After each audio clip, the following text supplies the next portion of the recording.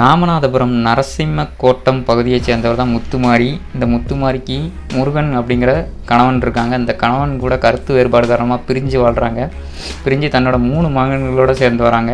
அப்போ தான் அவங்களுக்கு ஒரு தகாத உறவு ஏற்படுது. யார் கூடனா சௌந்தரபாண்டியன் அப்படிங்கிறவனோட தகாத உறவு ஏற்படுது.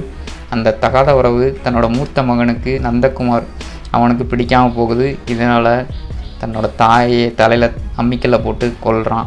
அது எப்படி என்ன நடக்குது அப்படிங்கிறத இந்த வீடியோவில் டீட்டெயிலாக பார்ப்போம். வீடியோக்குள்ளே போகிற முன்னாடி நம்ம சேனலை சப்ஸ்கிரைப் பண்ணி வச்சுக்கோங்க. அப்போ தான் டெய்லி நோட்டிஃபிகேஷன் மொபைலுக்கு வரும்.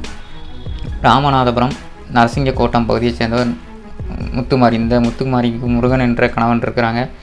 இவங்களுக்கு 2 பேருக்கு இடையே கருத்து வேறுபாடு ஏற்பட்டதுனால 2 பேரும் பிரிஞ்சு வாழ ஆரம்பிக்கிறாங்க. குடும்ப வறுமை காரணமாக ராமநாதபுரத்துலேருந்து கோவை மாவட்டத்துக்கு வராங்க. இந்த முத்துமாரி தன்னோட 3 மகன்களோட அங்கே ஒரு வாடகை வீடை எடுத்து தங்குறாங்க. அங்கே வேலைக்கும் போக ஆரம்பிக்காங்க. இவங்க மூத்த மகன் வந்து நந்தகுமார், அவன் வந்து ஒரு பேக்கரியில் வேலை பார்க்குறான். இப்படி இருக்கும்போது தான் இந்த முத்துமாரிக்கும் சௌந்தரபாண்டியன் அப்படிங்கிறவனுக்கும் தகாத உறவு ஏற்படுது. இது வந்து நந்தகுமாருக்கு தெரிய வருது. நந்தகுமார் வந்து அடிக்கடி தன்னோட அம்மாட்ட போய் சொல்கிறான், இந்த மாதிரி இந்த உறவு வேண்டாம், இந்த உறவு உங்களுக்கு வேண்டாம் அப்படிங்கிற மாதிரி அவங்ககிட்ட சொல்லிகிட்டே இருக்கான். ஆனால் இதை முத்துமாரி மருந்து கேட்குற மாதிரி இல்லை. அந்த சௌந்தரபாண்டியன் கூட தகாத உறவு வச்சுட்டே தான் இருந்திருக்கிறா. இந்த நிலையில் நந்தகுமார் வந்து 3 மாதமாக வேலை இல்லாமல் இருக்கிறான் வீட்டில். அப்படி வேலை இல்லாமல் இருக்கிற சமயத்துலேயும் முத்துமாரி வந்து அந்த சௌந்தரபாண்டியன் கூட தனிமையில் இருக்கிறது, வீட்டில் வந்து அவனுக்கு நந்தகுமாருக்கு தெரிஞ்சோ தெரியாமலையோ உறவில் இருக்கிறது, இந்த மாதிரி வந்து நடந்துகிட்டு இருந்திருக்கிறாங்க. இது வந்து நந்தகுமாருக்கு சுத்தமாகவே பிடிக்கல. இதனால் கண்டிச்சிருக்கிறான் தன்னோட அம்மாவை. ஆனாலும் முத்துமாரி வந்து கேட்கவே இல்லை. அந்த சௌந்தரபாண்டியன் கூட உறவு வச்சுட்டே தான் இருந்திருக்கிறா. இதனால் ரொம்பவே கோபமடைஞ்ச நந்தகுமார் என்ன பண்ணியிருக்கான்னா, நைட்டு தூங்கிட்டு இருக்கும்போது முத்துமாரி தலையில் அம்மிக்கல் இருக்குல்ல, அந்த அம்மிக்கலை தூக்கி போட்டு கொண்டிருக்கிறாங்க. எவ்வளோ பெரிய கொடூரமான சம்பவம் பார்த்தீங்களா? ஒரு தகாத உறவு எப்படி போய் கொண்டு விடுது பார்த்தீங்களா? கொலையில் போய் கொண்டு விடுது. தன்னோட தாயே கொள்கிற அளவுக்கு போயிருக்கிறான்.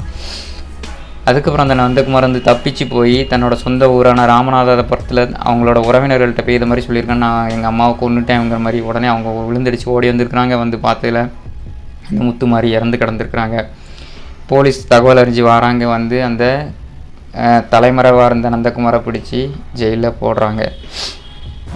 ஒரு தகாத உறவு எப்படி 3 பசங்க இருந்திருக்காங்க. அந்த 3 பசங்க இருக்கும்போது அந்த தகாத உறவு அந்த முத்துமாரிக்கு தேவையே இல்லை.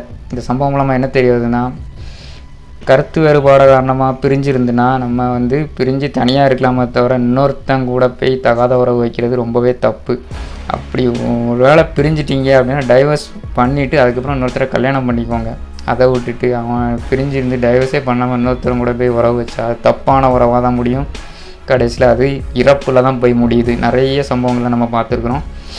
ஸோ அது தன்னோட தாயே கொள்கிற அளவுக்கு போயிருக்கு பார்த்தீங்கன்னா. அது தப்பான உறவு. அப்படி தான் அது கஷ்டமாக இருக்கும். அவன் பையன் வந்து நேரில் பார்க்கும்போது எவ்வளோ பெரிய கஷ்டமாக இருந்திருக்கும். அவன் எவ்வளோ பெரிய மன உளைச்சல் இருந்தால் அந்த மாதிரி கொலை பண்ணியிருப்பான். ஸோ வந்து இந்த மாதிரி தகாத உறவு வைக்கிறது எவ்வளவு கொடூரத்தில் போய் கொண்டு முடியுதுன்னு இந்த சம்பவமே சான்று. ஸோ அதான் மக்களே விழிப்பாக இருந்துக்கோங்க. தகாத உறவு யாருக்குமே வேண்டாம். அது எந்த ஒரு தப்பான வழியில் போனாலே அது வந்து நம்மளுக்கு தண்டனையை தான் கொண்டு சேர்க்கும். இப்போ அந்த பாருங்கள், அந்த பையனோட வாழ்க்கையும் போச்சு. ஜெயிலில் தான் அவனோட வாழ்க்கை. இந்த தாய் இறந்து போயிட்டா, மீதி 2 குழந்தைகளும் வந்து அனாதையாக தான் நிற்கிற வேண்டிய நிலைமை ஆகி போச்சு.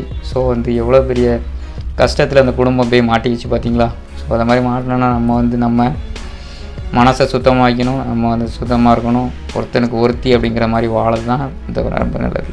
இந்த வீடியோ பிடிச்சிருந்தா அவ்வளோதான். அந்த வீடியோ பிடிச்சிருந்தா நம்ம சேனலை சப்ஸ்கிரைப் பண்ணிச்சுக்கோங்க. நம்ம சேனலை லைக் பண்ணுங்கள். இது மட்டும் ஒரு சம்பவத்துக்கு சந்திக்கலாம். அண்டில் தென் பாய், டேக் கேர்.